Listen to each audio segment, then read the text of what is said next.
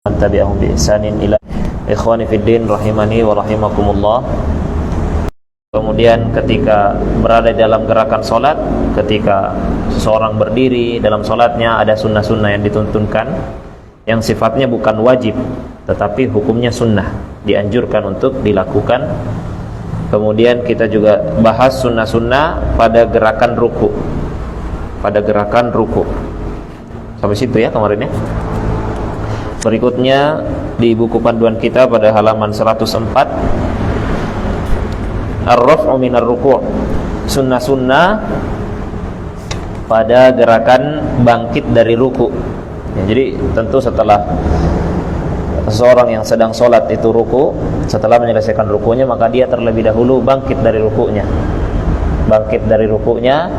Kemudian sebelum melanjutkan pada gerakan sujud, ya, ada posisi berdiri, dan di sana ada beberapa sunnah-sunnah yang ditentukan oleh Nabi SAW. Kata penulis, di antara sunnah yang pertama adalah tatwilu hadar rukni, memanjangkan rukun ini, artinya ada tempo waktu. Jadi setelah seseorang bangkit dari rukunya, dia berdiri sempurna, dia berdiri sejenak, ya, ada waktu, tidak langsung naik langsung turun, atau bahkan sebagian orang itu baru naik belum sempurna berdirinya langsung turun. Nah, ini menyelisihi ya aturan tumakninah. Tumakninah itu dia harus tenang pada setiap gerakannya, termasuk bangkit dari ruku dia harus berdiri secara sempurna. Kemudian disunnahkan untuk berdiri lebih lama. Ya, berdiri lebih lama, ada tempo waktu yang tidak terlalu singkat, ya.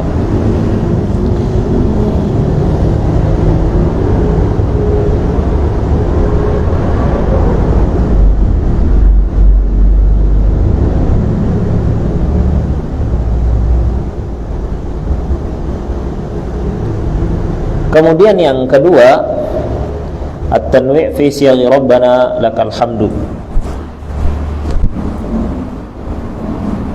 membaca bacaan dengan beberapa variasi bacaan Rabbana lakal hamdu. Ya, jadi bacaannya adalah Rabbana lakal hamdu.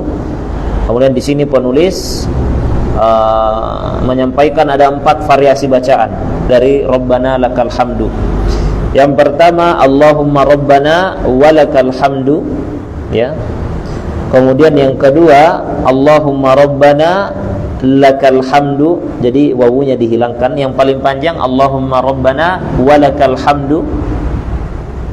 Kemudian yang kedua wawunya dihilangkan, Allahumma Rabbana lakal hamdu. Kemudian yang ketiga Allahummanya yang dihilangkan, wawunya ada, Rabbana walakal hamdu, ya. Gitu ya. Kemudian yang keempat Allahumma dihilangkan dan wawunya dihilangkan, Rabbana lakal hamdu. Jadi yang paling lengkap Allahumma Rabbana walakal hamdu. Nah, kemudian yang kedua dihilangkan wawunya, jadi Allahumma Rabbana lakal hamdu. Kemudian yang ketiga Allahummanya yang dihilangkan, Allahumma Rabbana Rabbana walakal hamdu. Kemudian yang keempat Allahumma dihilangkan, wawunya dihilangkan, jadi Rabbana lakal hamdu. Ini datang dari riwayat yang berbeda-beda untuk keempat kalimat ini.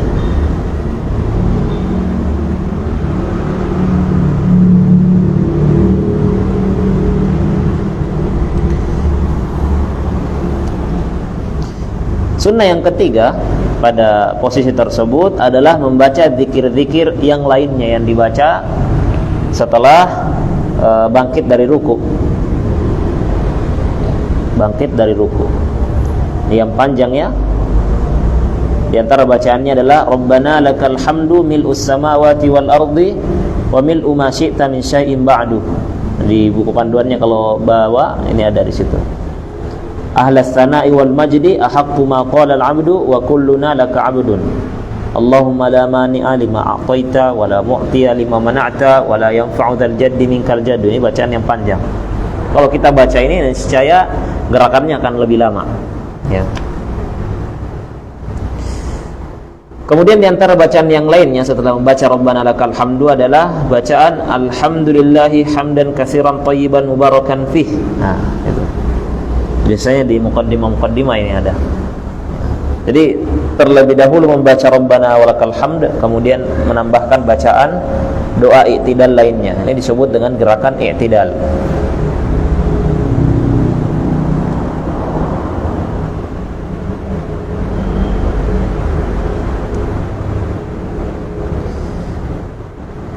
Di antara pembahasan di tengah para ulama tentang gerakan bangkit dari ruku, para ulama berselisih pendapat, ya. Apa bacaan yang dibaca ketika bangkit dari ruku? Kalau salatnya imam dan salat munfarid itu tidak diperselisihkan. Bacaan bangkit dari ruku adalah sami Allahu liman hamidah. Ya, kemudian ketika berdiri tegap Rabbana walakal hamdu dan seterusnya, ya. Tetapi bagi yang berstatus sebagai makmum, sebagian ulama mengatakan sama seperti imam atau munfarid, ke atas membaca sami Allahu liman hamidah, kemudian di atas membaca Rabbana walakal hamdu. Sebagian ulama yang lain mengatakan bagi makmum itu tidak membaca sami Allahu liman hamidah, tapi membaca Rabbana walakal hamd. Jadi dia bangkitnya membaca Rabbana walakal hamdu tanpa membaca sami Allahu liman hamidah. Ini diantara pembahasan di buku-buku fikih tengah para ulama.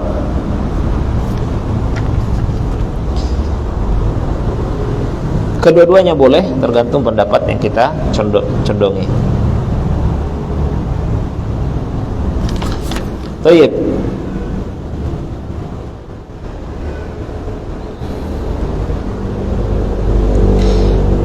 Kemudian gerakan berikutnya yaitu gerakan sujud, ya. Tentu setelah bangkit dari ruku, berdiri tegap, kemudian turun menuju sujud, membaca Allahu Akbar, ya. Di antara sunnahnya ketika seseorang sedang dalam gerakan sujudnya adalah yang pertama, yusannu lis-sajidi an yujafiya 'adudaihi an janbaihi wa batnahu an fakhidaihi. Disunnahkan bagi orang yang bersujud untuk menjauhkan kedua lengannya dari sisi tubuhnya. Demikian pula menjauhkan perutnya dari pahanya. Ya, jadi ya dijauhkan. Ya. Biasanya kalau kita sujud, ya, itu dijauhkan, dibuka lebar, ya, buka lebar. Sebagaimana hadis yang diriwayatkan oleh sahabat Abdullah bin Buhaina, anna Rasulullah sallallahu alaihi wasallam kana idza shalla farraja baina yadayhi hatta yabdua bayadu ibtayhi. Bahwasanya Rasulullah sallallahu alaihi wasallam apabila beliau salat, beliau merenggangkan kedua tangannya sampai-sampai nampak ketiak putih beliau. Ya, kalau kita tutup rapat ya nggak kelihatan ketiaknya, tapi kalau misalnya dibuka lebar itu akan kelihatan ketiaknya.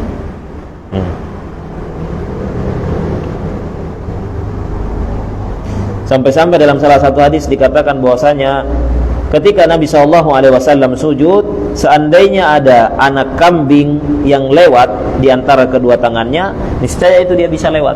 Saking lebarnya beliau membuka ketika sujud.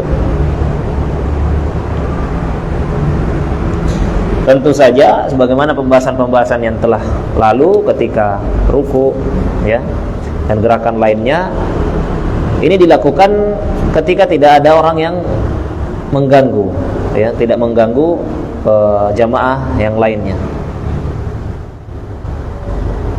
Kalau misalnya kita sholat berjamaah, nggak mungkin kita perlebar, nanti mengganggu jamaah yang lain. Ini mungkin berlaku ketika kita sholat sendiri, ya, atau ketika pandemi, ketika kita masih berjarak, maka kita bisa melebarkan tangan kita. Demikian pula antara perut dan paha, jadi dijauhkan, ya, dijauhkan. Tapi jangan terlalu jauh, proporsional. Nanti kalau jauh itu namanya tengkurap. Nah, dijauhkan, ya. Ya, kira-kira pahanya tegap lah. Tidak begitu lancip, begitu. Kalau lancip nanti nempel, ya. Lancip nempel nanti dengan perutnya. Nah, kira-kira ya sekitar tegak lurus lah dari lantai, supaya antara perut dan paha itu bisa jauh. Demikian pula tangan kita jauh. Baik.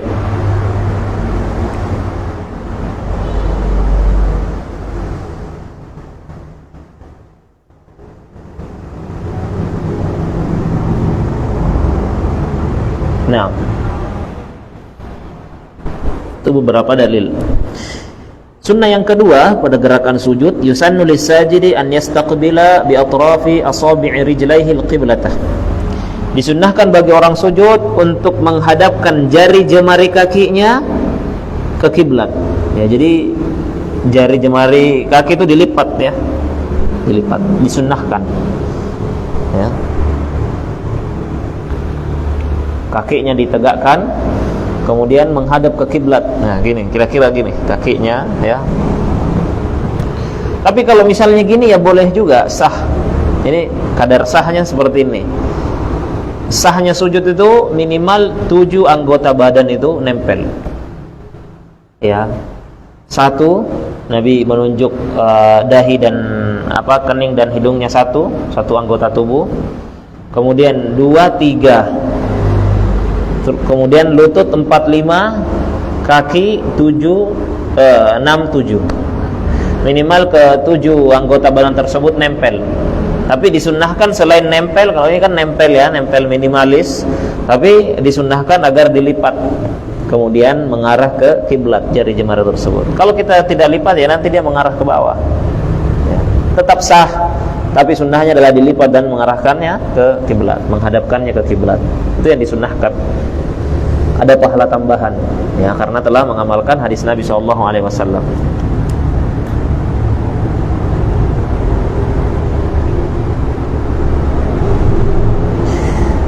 Sebagaimana dalam salah satu hadis terdapat redaksi, apabila Nabi SAW sajada wada'a yadayhi, ketika beliau bersujud maka beliau meletakkan kedua tangannya ghairu muftarishin, ya, ghairu muftarishin, tidak menghampar ya. Jadi tidak begini ya. Ya. Tapi agak-agak rapat begitu, tapi wala qabidahuma, tidak pula digenggam. Kalau sujud jangan begini gitu. Wastaqbala bi atrafi asabi'i rijlaihi al-qiblatah, dan beliau menghadapkan jari jemari kakinya ke kiblat. Ini ada hadisnya diriwayatkan oleh Al-Bukhari.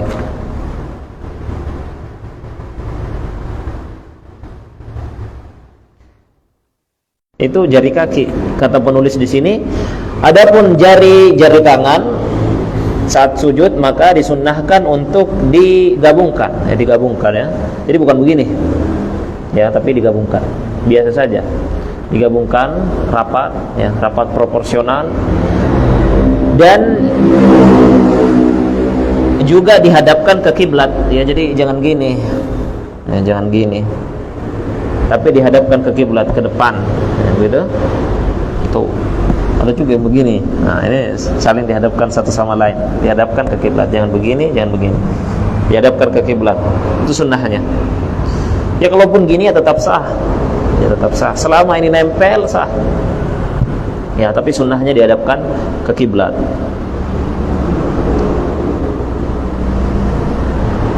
Thayyib.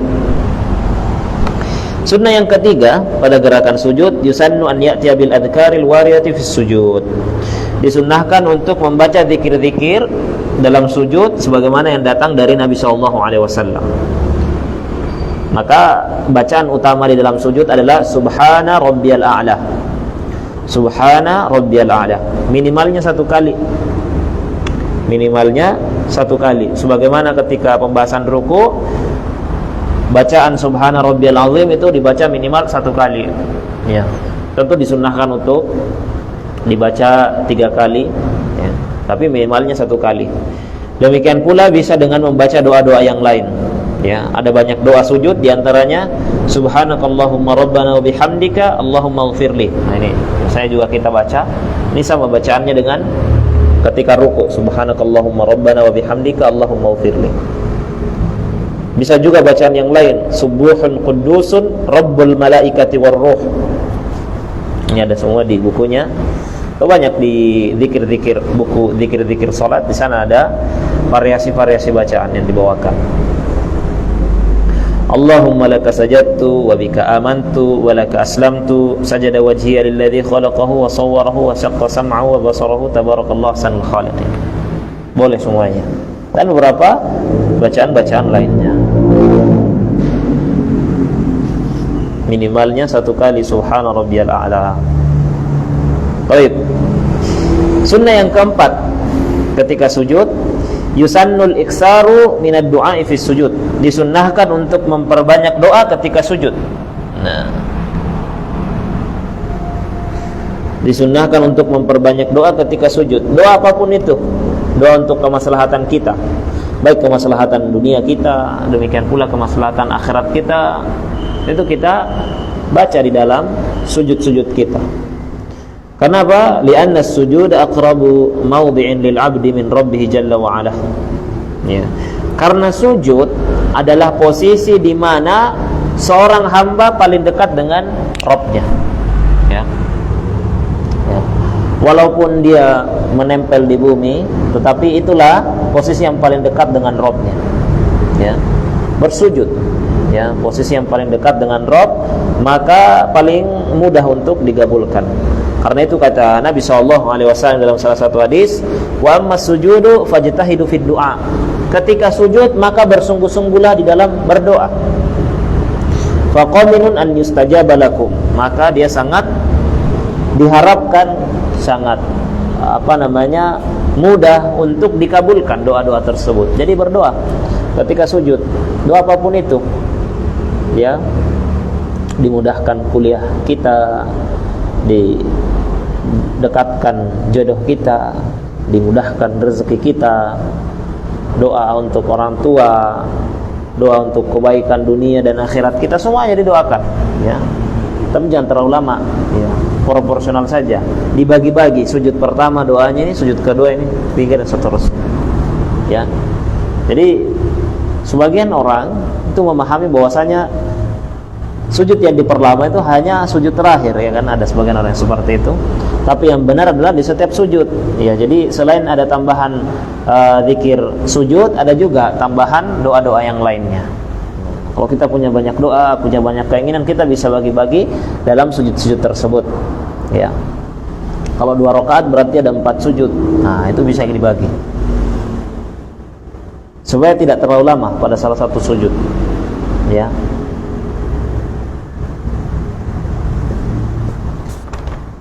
Nah, itu 4 sunnah di dalam gerakan sujud. Gerakan berikutnya adalah duduk di antara 2 sujud. Duduk di antara 2 sujud. Di antara sunnah pada posisi tersebut adalah an yafrishal musalliya an yafrishal musalli rijlahu al-yusra wa yajlisu 'alayha wa yansibu al-yumna. Merebahkan, ya, kaki kirinya dan duduk di atasnya, lalu menegakkan kaki kanan. Nah, ini kalau duduk di antara 2 sujud itu disebut dengan duduk iftirash. Duduk iftirash itu seperti apa? Kaki kirinya direbahkan, kemudian diduduki, ya kan? Diduduki, kemudian kaki kanan ditegakkan. Ya, kaki kanan ditegakkan. Jadi jangan kaki kanan ditaruh di atas kaki kiri. Biasanya ada begitu, ya. Kaki kanan ditaruh di atas kaki kiri, ya. Di belakangnya begini. Nah, tapi satu kaki kiri begini, kaki kanannya begini. Nah, duduk iftirash. Duduk iftirash.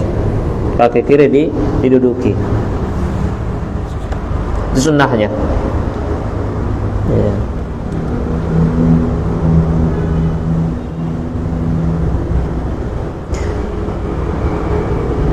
Sebagaimana dalam salah satu hadis, fa idza jalasa fi rak'ataini jalasa ala rijlihi al-yusra wa nasaba al-yumna. Apabila Nabi sallallahu alaihi wasallam duduk, ya, di antara 2 rakaatnya, artinya duduk di antara dua sujudnya, maka beliau duduk di atas kaki kirinya dan menegakkan kaki kanan. Itu duduk iftirash. Itu sunnahnya ya.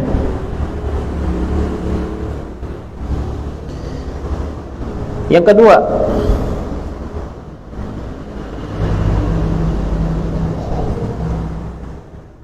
sunnah yang kedua pada gerakan ini adalah tatwilu hadzal rukni, memperpanjang rukun ini, sama ya. Jadi ada waktu, jangan terlalu cepat. Ya.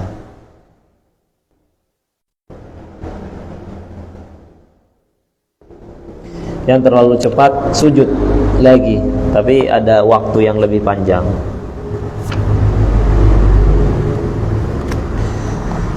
Kemudian yang ketiga, yusannu liman arada al-qiyama ila ayyi rak'atin thaniyatin aw rabi'atin an yajlisa yasiran qabla an yaqum. Disunnahkan bagi yang ingin bangkit ke rakaat kedua atau rakaat keempat agar dia duduk ringan sebelum dia bangkit. Inilah yang disebut dengan jalsatul istirahah, duduk istirahat. Ada duduk istirahat, yaitu duduk sejenak sebelum bangkit menuju rakaat kedua atau rakaat keempat, ya.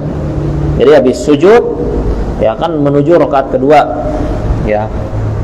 Demikian pula pada rakaat ketiga menuju ke rakaat keempat ada duduk istirahat.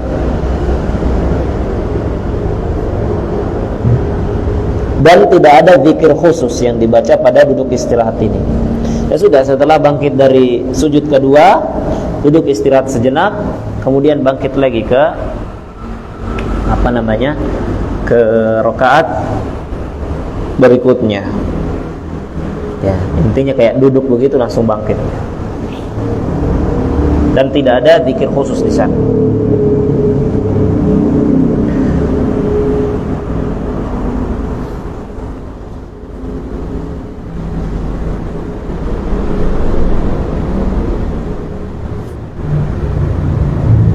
Sebagaimana salah satu hadis dikatakan bahwasanya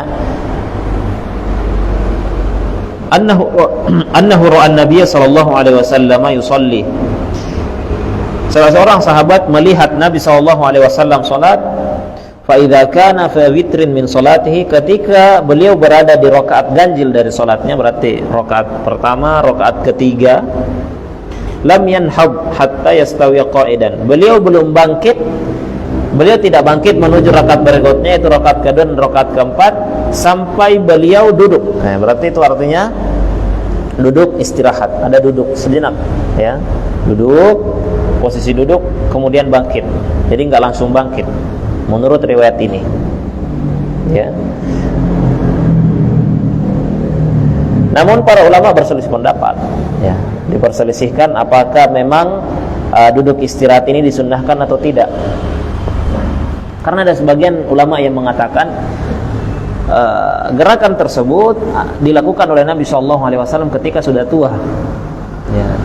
Jadi untuk bangkit langsung itu berat bagi Nabi SAW, karena itu diperlukan duduk istirahat. Nah, ini sebagian ulama yang berpendapat bahwasanya duduk istirahat itu tidak disunnahkan, ya, kecuali ketika berat, ya. Kalau tidak berat, ya sudah, berarti dari sujud langsung bangkit ke rakaat berikutnya tanpa harus duduk istirahat, ya. Paham ya? Langsung bangkit, ya, tidak perlu duduk istirahat. Jadi ada dua, ada yang duduk istirahat, ada yang tidak duduk istirahat, ya. Sebagian ulama mengatakan duduk istirahat ini disunnahkan secara mutlak, baik dia keadaannya mudah, sehat, ya, energik, ataupun dia sedang sakit, ya, tidak kuat, ya. Sebagian ulama mengatakan bahwasanya duduk istirahat ini hanya dilakukan ketika tidak kuat untuk langsung berdiri, gitu. Jadi perlu ada duduk istirahat sejenak.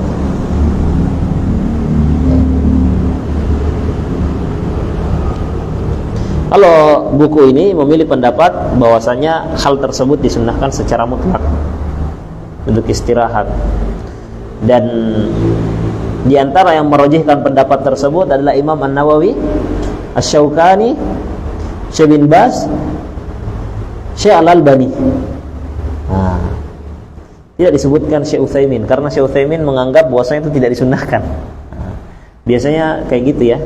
Kalau ulama-ulama kontemporer itu biasanya ditampilkan 3 ulama ini, Syekh bin Baz, Syekh Albani, Syekh Utsaimin.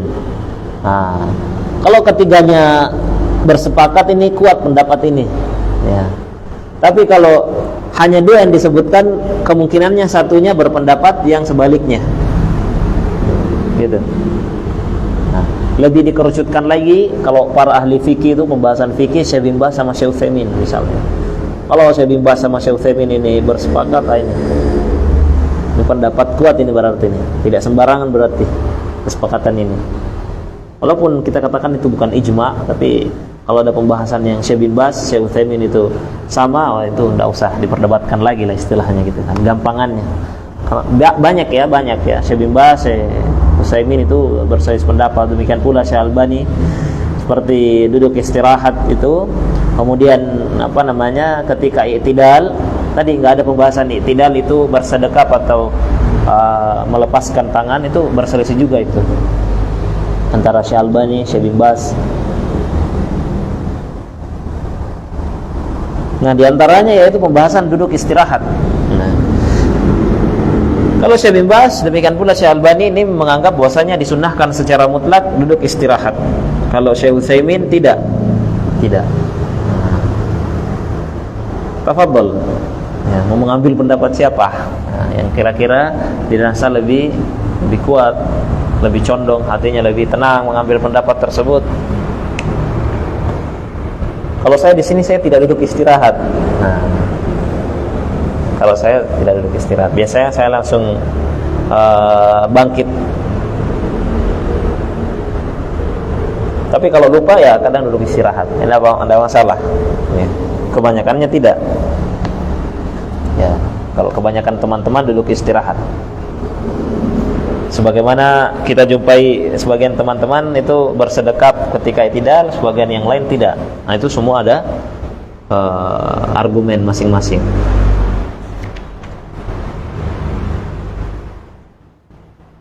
Itu beberapa sunnah-sunnah pada gerakan atau posisi duduk di antara 2 sujud atau duduk istirahat sebelum bangkit pada rakaat berikutnya. Kemudian pembahasan berikutnya adalah sunnah pada tasyahud akhir di salat 2 rakaat gitu. Walaupun ini juga diperselisihkan oleh para ulama. Kalau salatnya ada 2 tasyahud, ya, misalnya salat asar, salat zuhur, maghrib, isya, itu tidak diperselisihkan. Ya, tasyahud pertama duduk iftirash, tasyahud terakhir duduk tawarruk, dikeluarkan kaki kirinya dari sisi kanan. Tetapi yang diperselisihkan adalah ketika hanya 2 rakaat, tasyahudnya hanya 1, yaitu tasyahud akhir. Nah, sebagian ulama mengatakan duduk iftirash, sebagaimana yang dikuatkan oleh banyak para ulama kontemporer belakangan. Sebagian ulama yang lain ya berpendapat duduk tawarruk. Ya. Jadi nanti bedanya ketika salat sunnah atau salat subuh. Ya, salat sunnah 2 rakaat, demikian pula salat subuh, ada yang menganggap bahwasanya tahiyat tersebut atau tasyahud tersebut duduk iftirash, ada yang berpendapat duduk tawarruk. Ya. Dan yang dipilih oleh penulis buku ini, demikian pula banyak ulama kontemporer, adalah duduk iftirash pada kondisi ini. Saya juga duduk iftirash biasanya.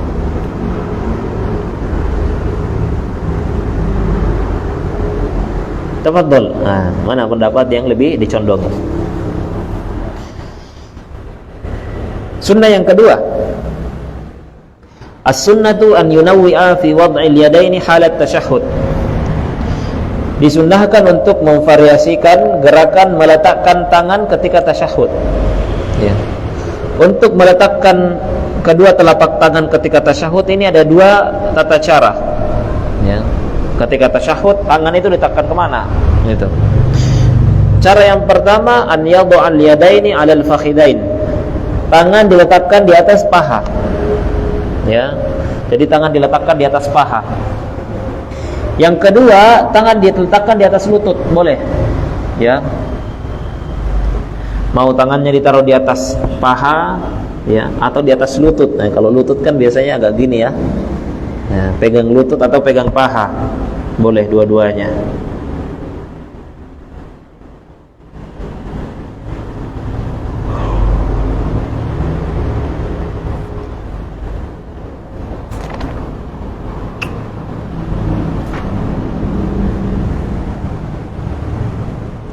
Jadi diletakkan di atas paha atau diletakkan di atas lutut, ya, gini.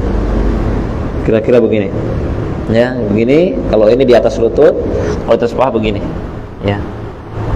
Ya, enggak. Kalau di atas lutut berarti agak menggenggam begitu, ya, agak ke bawah tangannya. Ini pas di ujung. Kalau di atas paha berarti agak geser gitu, ya. Kemudian yang ketiga, sunnah yang ketiga, ya,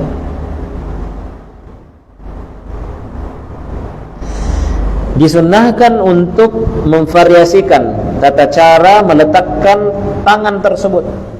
Kalau tadi tempatnya divariasikan, terkadang di paha, terkadang di lutut, ya. Kalau yang kedua, bagaimana cara meletakkan? Ya, karena ada tata cara. Kalau yang tangan kanan itu berisyarat, sedangkan tangan kiri itu tidak, dilepaskan. Kalau tangan kiri tidak ada isyarat, ya, dilepaskan. Nah, adapun tangan kanan itu berisyarat ketika tasyahud awal. Demikian pula nanti tasyahud akhir. Bagaimana cara berisyarat pada tangan kanan tersebut? Ada dua cara. Yang pertama, an yaqbida asabi'a kaffihi al-yumna kullaha. Menggenggam, ya, semua jari-jari tangan kanannya, wa yushiru bi isbi'ihi as-sabbaba, kemudian mengisyaratkan telunjuknya, sedangkan tangan kiri itu dihamparkan, ya. Jadi yang pertama begini, kayak nunjuk, ya, nunjuk. Semua tangan kecuali telunjuk itu digenggam rapat, digenggam rapat.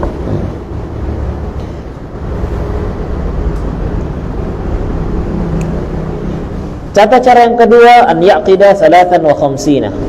Dia membuat angka 35. Ya, 35 tuh ya begini.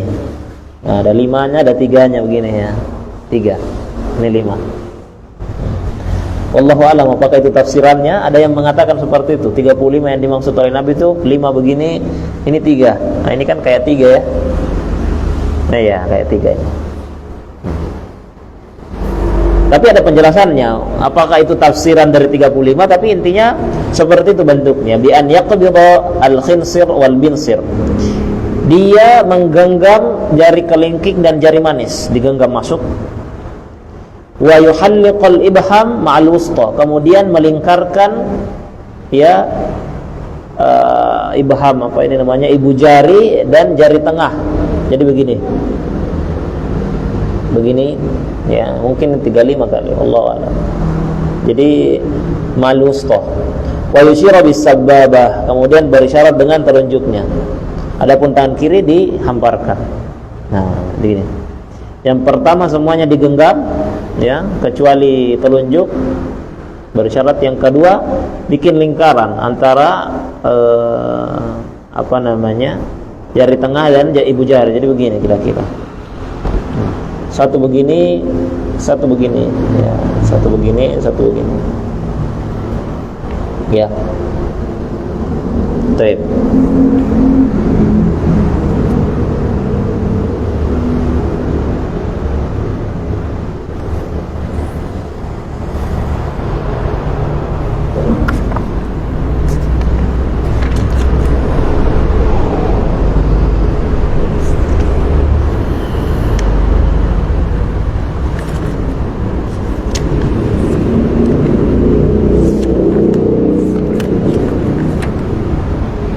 Kemudian yang keempat, di antara sunnahnya pada gerakan ini, as-sunnatu an yunawwi'a baina siyaghit tasyahhud. Disunnahkan untuk memvariasikan bacaan-bacaan tasyahhud. Ya, ada beberapa bacaan juga. Ya. Di antara bacaannya yang pertama, at-tahiyyatu lillahi was-salawatu wat-thayyibatu. Assalamu alayka ayyuhan nabiy wa rahmatullahi wa barakatuh. Assalamu alayna wa ala ibadillahis salihin. Asyhadu an la ilaha illallah wa asyhadu anna Muhammadan abduhu wa rasuluh. Itu tahiyat awal sampai situ. Bisa juga at-tahiyatu lillahi tadi dirubah, at-tahiyatul mubarakatuh. as-salawatut thayyibatu, ya. Assalamu alayka dan seterusnya. Bedanya di ini tadi. Kalau yang pertama tadi at-tahiyatu lillahi was-salawatu wat-thayyibatu. Kalau ini at-tahiyatul mubarakatus salawatut thayyibatu, enggak ada wawunya. Ya. Lillahinya diganti al-mubarakat. Ya. Bisa juga diringkas at-tahiyatut thayyibatu as-salawatu lillah. Nah, at-tahiyatul thayyibatu as-salawatu lillah, assalamu alayka ya nabi dan seterusnya. Ya. Mana yang dihafal? Ya. At-tahiyatu lillah was-salawatu thayyibatu. Itu yang kalau saya baca itu. Yang kelima, as-sunnatu an yajlisal musalli fi at-tashahhudil akhir mutawarrikan fi sholati ats-tsulatsiyyati war-ruba'iyyah. Nah ini disunnahkan, ya, ketika duduk tasyahud akhir dia melakukannya dengan cara duduk tawarruk fi sholati ats-tsulatsiyyah war-ruba'iyyah.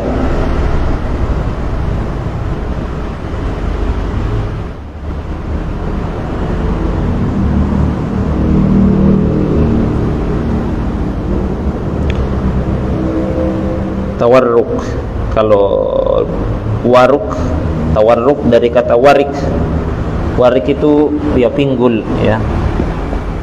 Pinggul.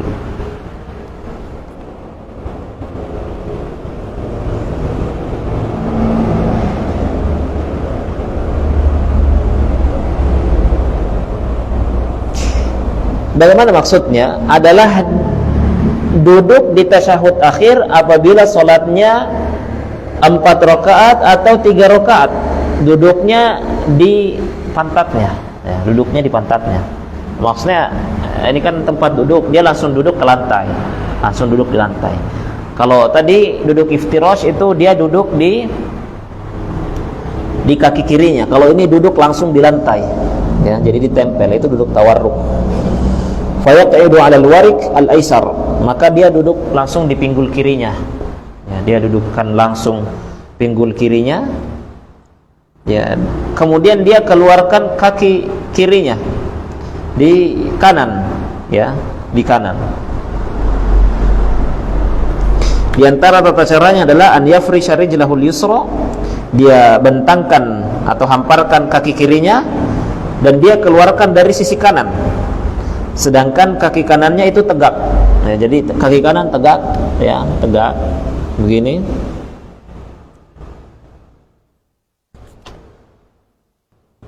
Atau yang kedua, dia hamparkan kedua-duanya, dikeluarkan dari kaki kanan. Ya, jadi kaki kanannya nggak tegak tapi kaki kanannya baring juga, gitu. Boleh itu. Biasanya kan kadang gitu ya, ada nggak dilipat kakinya, ya, dihamparkan ke belakang, nggak dilipat. Kaki kiri dihamparkan ke sana, ke kanan, kaki kanan juga dihamparkan ke sana. Semua dikeluarkan di bagian kanan. Ya, semua dikeluarkan di bagian kanan. Paham ya gambarannya? Ya, kalau yang pertama tadi kaki kiri dikeluarkan, kaki kanan ditegakkan. Kalau ini kaki kanannya dilepaskan dan dilipat. Ya, boleh. Dua-duanya boleh.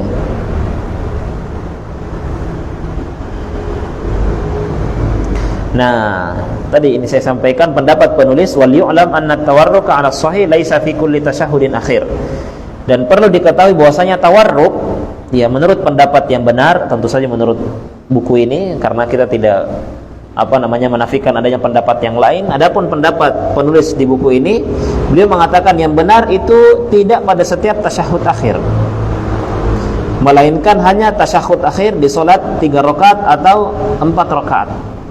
Pokoknya yang ada tasyahud awalnya, maka tasyahud akhir tawarruk. Adapun kalau salat 2 rakaat, enggak 2 kali tasyahud, maka tasyahudnya adalah duduk iftirash. Seperti salat subuh, salat sunnah 2 rakaat. Ya, gitu. Paham ya? Yang keenam, as-sunnatu an yunawi al-musalli baina siyaghis salati 'ala nabi sallallahu alaihi wasallam. Disunnahkan untuk, ya, memvariasikan bacaan, ya, ketika membaca salawat kepada Nabi sallallahu alaihi wasallam. Jadi ketika tahiyat akhir itu bacaannya sama dengan tasyahud akhir, tetapi kemudian ditambah dengan sholawat. Disunnahkan untuk memvariasikan. Di antara bacaan variasinya adalah Allahumma salli ala Muhammad wa ala ali Muhammad kama sallaita ala Ibrahim wa ala ali Ibrahim innaka Hamidum Majid. Allahumma barik ala Muhammad wa ala ali Muhammad kama barakta ala Ibrahim wa ala ali Ibrahim innaka Hamidum Majid. Nah, itu. Yang lain Allahumma salli ala Muhammad wa ala ali Muhammad kama sallaita ala ali Ibrahim. Nah, ini langsung kama sallaita ala ali Ibrahim. Enggak ada innaka Hamidum Majid, tapi langsung wa barik ala Muhammad wa ala ali Muhammad kama barakta ala ali Ibrahim fil alamina innaka Hamidum Majid.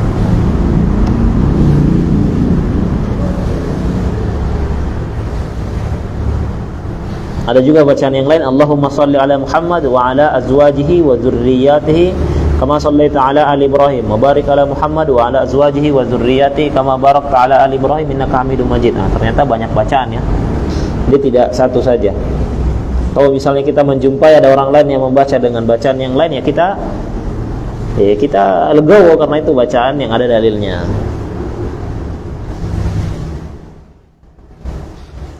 Kemudian sunnah yang ketujuh ketika tasyahud, khususnya tasyahud akhir, yusannu an yasta'idhal musalli min arba'in qabla an yusallim.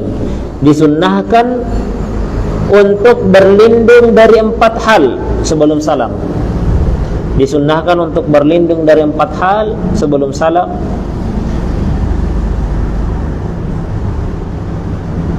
Dan ini pendapat jumhur ulama, ya, bahwasanya hal tersebut disunnahkan.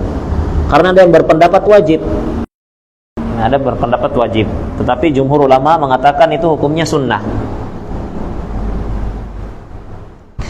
Kata Nabi SAW, "Idza faragha ahadukum min at-tasyahhudil akhir," kalau kalian telah membaca atau menyelesaikan tasyahud akhir, maka hendaklah dia berlindung kepada Allah dari 4 perkara.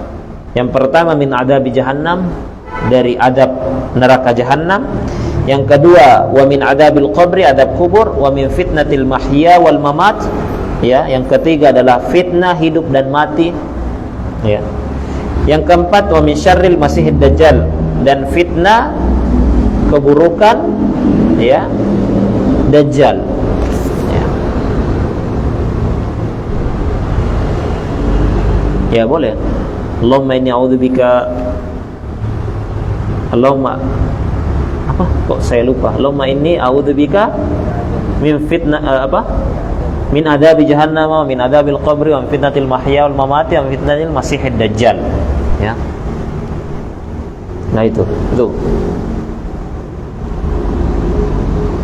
Allahumma inni a'udzubika min adabi jahannam wa min adabil qabri wa min fitnatil mahya wal mamati wa min syarri fitnatil masihid dajjal.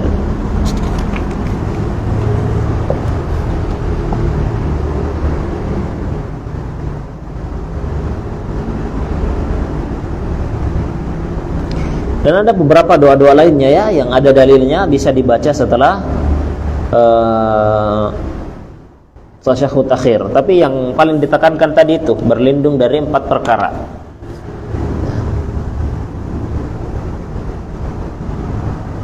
Dan secara umum berdoa setelah selesai tasyahud akhir itu sebelum salam itu dianjurkan, karena itu waktu mustajab, ya, waktu mustajab yang disilakan dengan dubur sholat, duburnya sholat.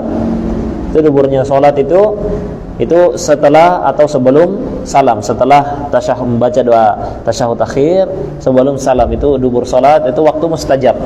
Nah, kalau di dalam sholat ada 2 waktu mustajab, yaitu ketika sujud dan di dubur sholat. Kita berdoa kepada Allah Subhanahu Wa Taala dengan doa apapun, ya, berkaitan dengan kemaslahatan dunia kita. Demikian pula kemaslahatan akhirat kita, itu kita berdoa di sana. Ya. Kalau bisa bahasa Arab, ya. Kalau bisa bahasa Arab. Kalau ada lafadznya dari Nabi, ya tentu itu yang terbaik. Kalau nggak ada, ya bahasa Arabin sendiri misalnya. Ada doa khusus nih, yang diinginkan bisa di bahasa Arab ini. Atau Rabbana atina fid dunya hasanah, ya niatnya itu kebaikan apa gitu ya, terbayang dalam pikiran, oh kebaikan dunia ini adalah istri solihah misalnya, itu bisa aja, bisa. Kalau nggak tahu bikin doa yaitu Rabbana atina fid dunya hasanah, maksudnya adalah istri solihah, nah, misalnya.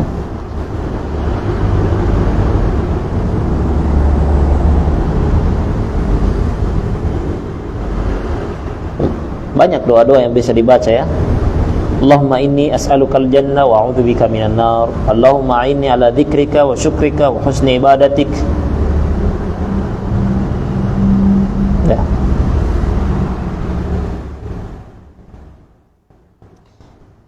Setelah membaca doa tersebut, kemudian dia salam sembari memalingkan ya wajahnya ke sebelah kanan dan ke sebelah kiri. Ya, Assalamualaikum warahmatullahi wabarakatuh. Assalamualaikum warahmatullahi wabarakatuh.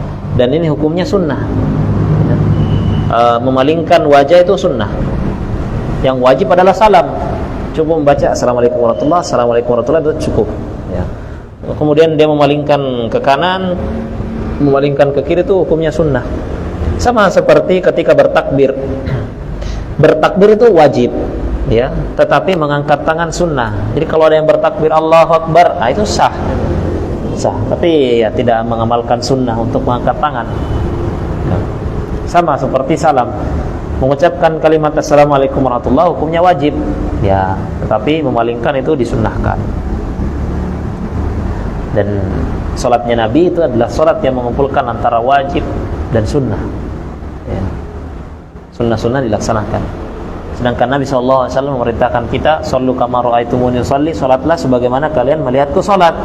Jadi kalau Nabi mengangkat tangan ya kita angkat tangan. Nabi ke kiri ya ke kanan, memalingkan wajah ke kanan dan ke kiri, kita palingkan wajah kanan dan ke kiri.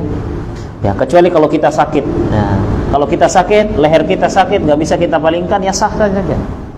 Sah. Tapi kalau kita sehat bugar ya kita hendaknya laksanakan sunnah-sunnah yang kita pelajari. Nah ini kita belajar sunnah-sunnah.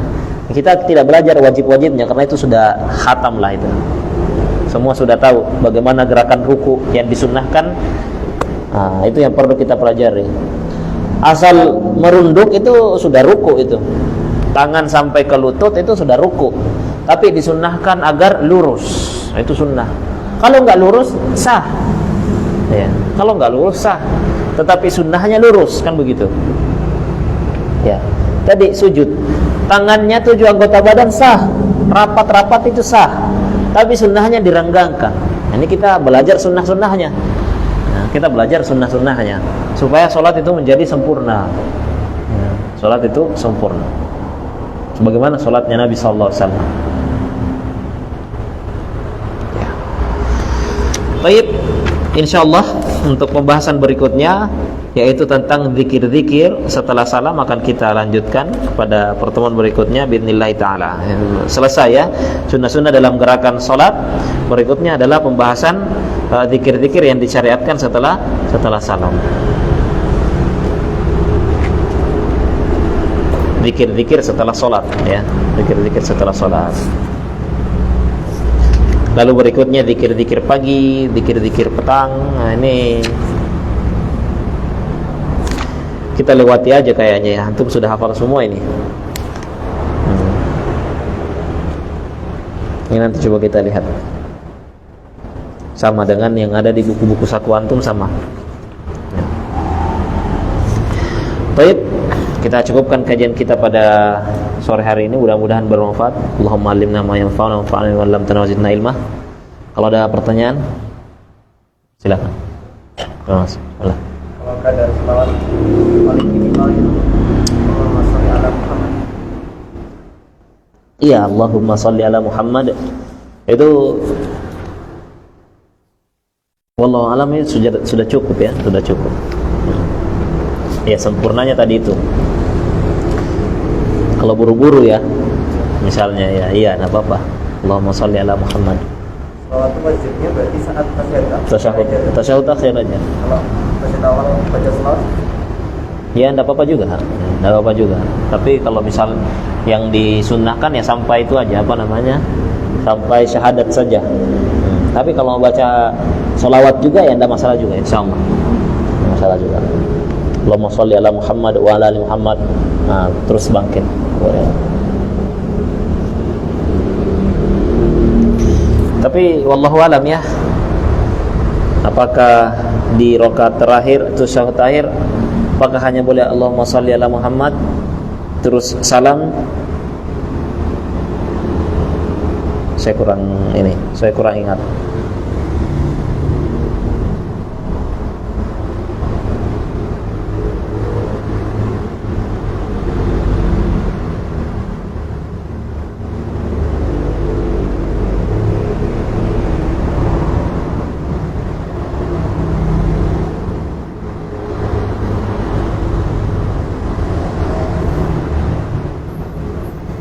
Ada pertanyaan yang lain? Nggak ada? Gimana? Kita pernah baca pada riwayat yang menyebutkan setelah wafatnya Nabi itu redaksi assalamualaikum diganti assalamualaikum. Sahih.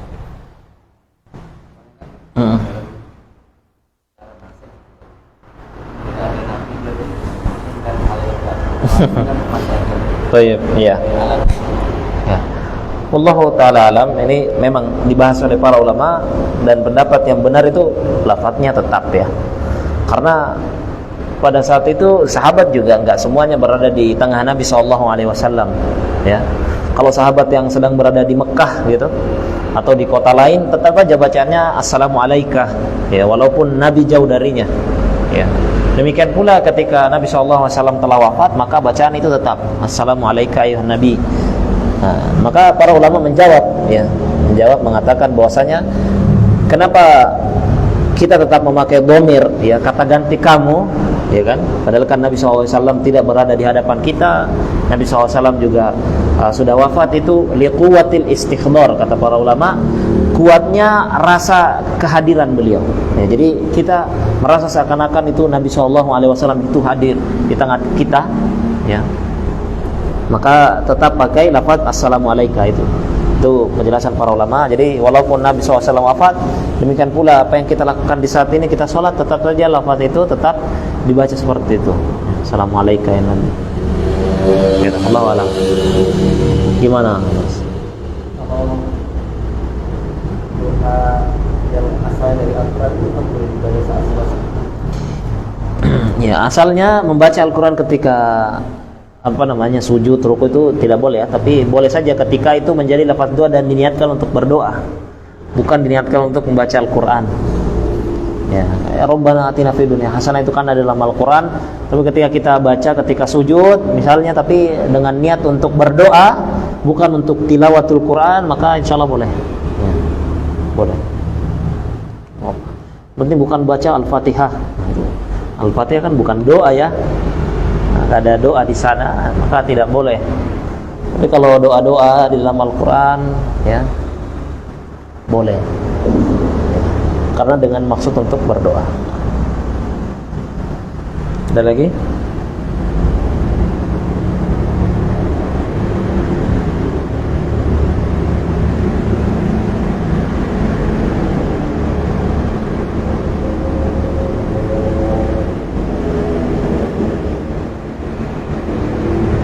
Ya, kalau tidak ada kita cukupkan ya.